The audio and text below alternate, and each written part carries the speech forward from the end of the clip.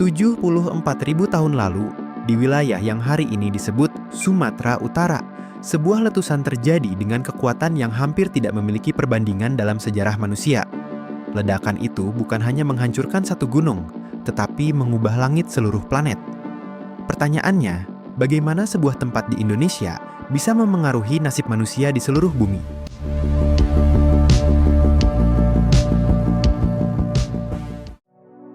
Pada masa itu, belum ada kota, belum ada peradaban, bahkan manusia modern masih hidup dalam kelompok kecil pemburu atau pengumpul. Namun jauh di bawah tanah Sumatera, proses besar sudah berlangsung selama ratusan ribu tahun. Sumatera berada di zona subduksi aktif, di mana lempeng Indo-Australia menunjam ke bawah lempeng Eurasia dengan kecepatan beberapa sentimeter per tahun. Subduksi ini menghasilkan peleburan batuan dan akumulasi magma di bawah kerak, sehingga magma panas terjebak di bawah kerak bumi. Para ilmuwan meyakini ruang magma Toba tidak kecil. Diameternya diperkirakan puluhan kilometer, berisi batuan cair bersuhu lebih dari 700 derajat Celcius. Yang berarti, sebelum letusan terjadi, wilayah Indonesia secara geologis sudah menyimpan energi setara ribuan bom nuklir modern. Dan menariknya, Toba bukan gunung biasa. Hari ini kita melihatnya sebagai danau indah sepanjang sekitar 100 km dan lebar 30 km. Namun penemuannya ini menunjukkan sesuatu yang berbeda. Danau Toba sebenarnya adalah kaldera raksasa, bekas gunung yang runtuh setelah meledak. Sebagian besar tubuh gunungnya hilang, tenggelam akibat ruang magma kosong di bawahnya. Ini menjelaskan mengapa bentuknya tidak seperti gunung api kerucut. Sebelum peristiwa besar itu, Toba telah beberapa kali meletus dalam sejarah panjangnya. Catatan geologi menunjukkan aktivitas besar sekitar 1,2 juta tahun lalu 840.000 tahun, kemudian 500.000 tahun sebelum sekarang. Setiap letusan membuat sistem magma semakin kompleks, seolah bumi sedang mengisi ulang sesuatu yang jauh lebih besar. Lalu, sekitar 74.000 tahun lalu, tekanan mencapai batasnya. Bayangkan Anda hidup sebagai manusia purba di Asia Selatan saat itu. Tidak ada teknologi, tidak ada peringatan. Lalu tiba-tiba, langit di arah barat mulai berubah warna. Dan tetangga Anda serentak bertanya, apa yang sebenarnya sedang terjadi ribuan kilometer jauhnya di Indonesia? Retakan pertama mungkin diawali gempa raksasa, berkekuatan mendekati magnitudo 8 atau lebih. Dalam hitungan menit, seluruh wilayah Sumatera purba akan bergetar hebat. Kerak bumi mulai terbuka, memungkinkan gas vulkanik yang terperangkap keluar secara eksplosif. Dalam hitungan jam, kolom erupsi menembus atmosfer hingga puluhan kilometer ke atas, mencapai lapisan stratosfer. Dalam skala Volcanic Explosivity Index atau VAE, letusan ini masuk kategori 8, level tertinggi dalam skala letusan vulkanik. Sebagai perbandingan, letusan Krakatau tahun 1883 berada di VAE 6, sementara Tambora 1815 di VAE 7. Toba diperkirakan ratusan kali lebih besar dari Krakatau. Volume material yang terlontar mencapai sekitar 2.800 km kubik. Angka ini sulit dibayangkan, tetapi cukup untuk menutupi seluruh Indonesia dengan lapisan abu tebal jika tersebar merata. Letusan dimulai dengan fase eksplosif. Kolom abu dan gas naik hingga 40-50 km ke atmosfer menembus stratosfer. Untuk perbandingan, pesawat komersial biasanya terbang di ketinggian sekitar 10-12 km. Artinya, Abu Toba naik 4 hingga 5 kali lebih tinggi dari jalur penerbangan modern. Namun, proses ini tidak berlangsung sekali ledak. Serangkaian letusan terjadi berulang, menyebabkan aliran piroklastik, yaitu awan panas berisi batu dan gas, yang meluncur dengan kecepatan sekitar 300 km per jam. Suhunya melampaui 700 derajat Celcius, cukup untuk menghanguskan seluruh ekosistem dalam jalurnya. Sebagian besar Sumatera saat itu kemungkinan menjadi zona steril biologis. Namun, fase paling menentukan justru terjadi setelah magma keluar. Ketika ruang magma kosong, tanah di atasnya kehilangan penopang. Permukaan bumi runtuh ke dalam dan menciptakan cekungan raksasa, yang kemudian terisi air dan menjadi Danau Toba yang kita kenal sekarang. Pulau Samosir di tengah danau adalah bagian dasar gunung yang terangkat kembali setelah runtuhan tersebut.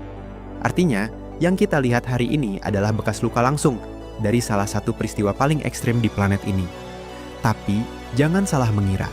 Ledakan terbesar Toba bukan hanya tentang api dan lava. Bahaya sebenarnya Justru mulai ketika letusan hampir selesai, abu vulkanik mulai menyebar mengikuti arus angin global. Partikel halus naik tinggi ke atmosfer dan tidak langsung jatuh kembali. Lapisan abu dari Toba ditemukan hingga India, Laut Arab, bahkan Afrika Timur ribuan kilometer dari sumbernya.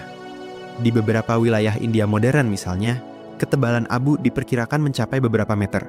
Ini menunjukkan bahwa Indonesia pada momen itu menjadi pusat perubahan lingkungan skala planet. Langit kemungkinan berubah menjadi redup selama berhari-hari.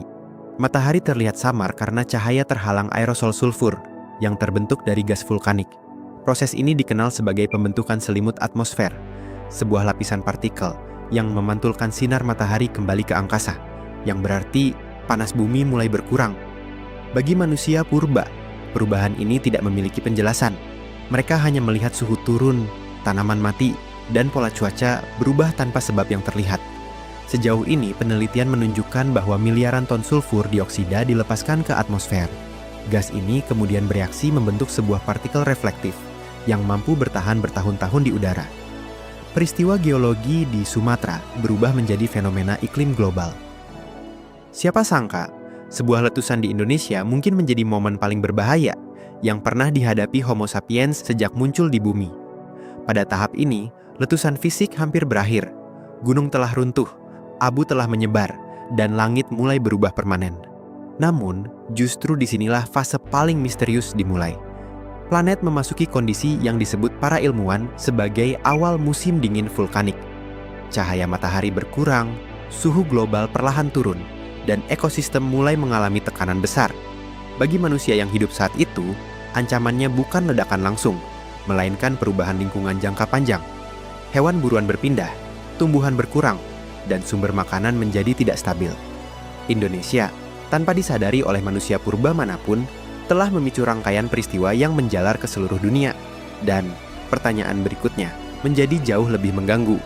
Jika letusan hanya berlangsung beberapa hari atau minggu, lalu mengapa dampaknya terasa selama bertahun-tahun? Bahkan mungkin hampir menghapus manusia dari sejarah. Kali ini, kita masuk ke fase yang lebih gelap, ketika langit yang redup mulai mengubah masa depan umat manusia.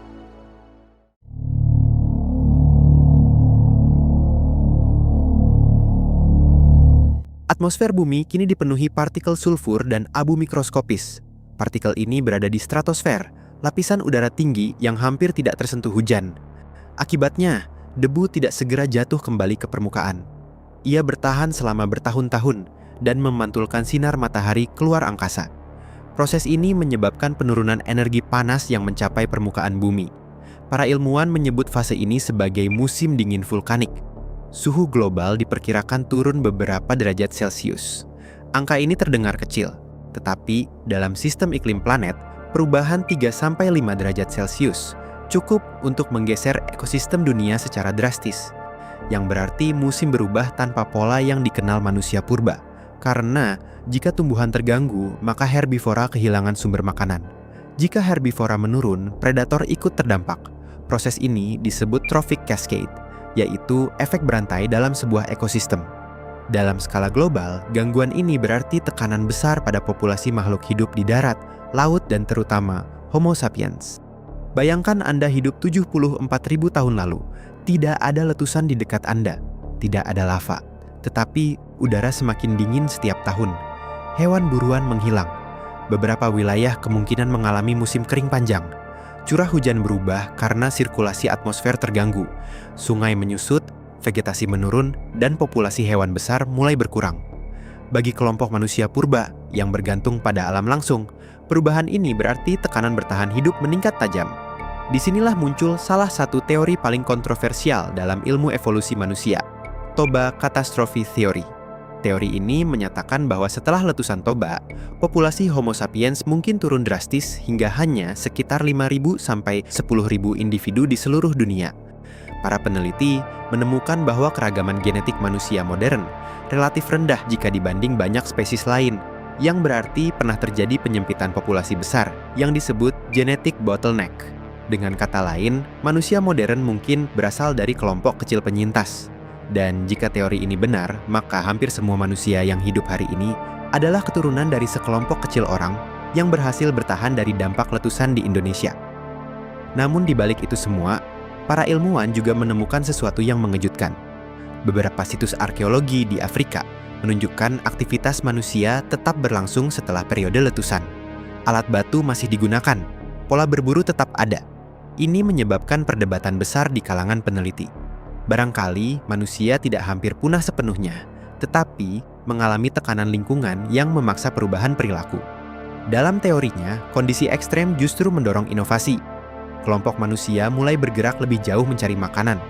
Mobilitas meningkat. Kerjasama sosial menjadi lebih penting dibanding sebelumnya.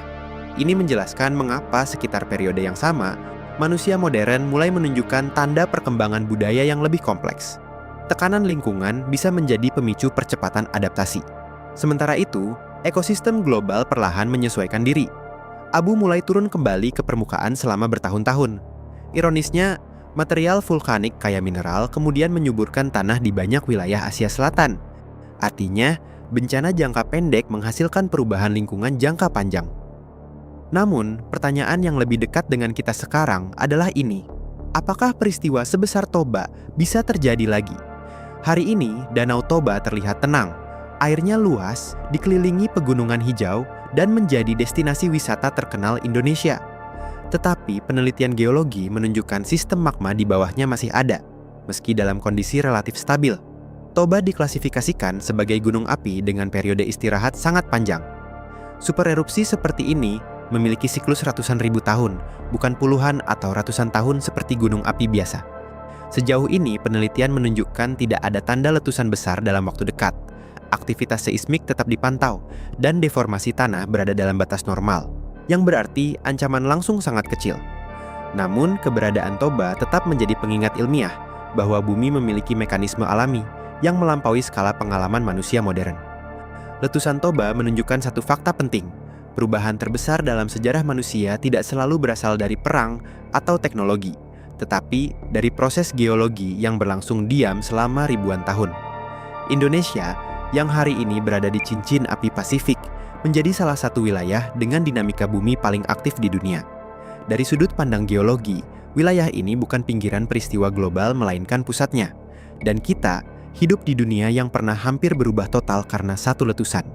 Dan jika 74.000 tahun lalu, satu letusan mampu mengirim abu hingga Afrika dan menurunkan suhu global beberapa derajat, maka peristiwa itu cukup untuk mengingatkan bahwa dinamika bumi jauh melampaui skala peradaban manusia.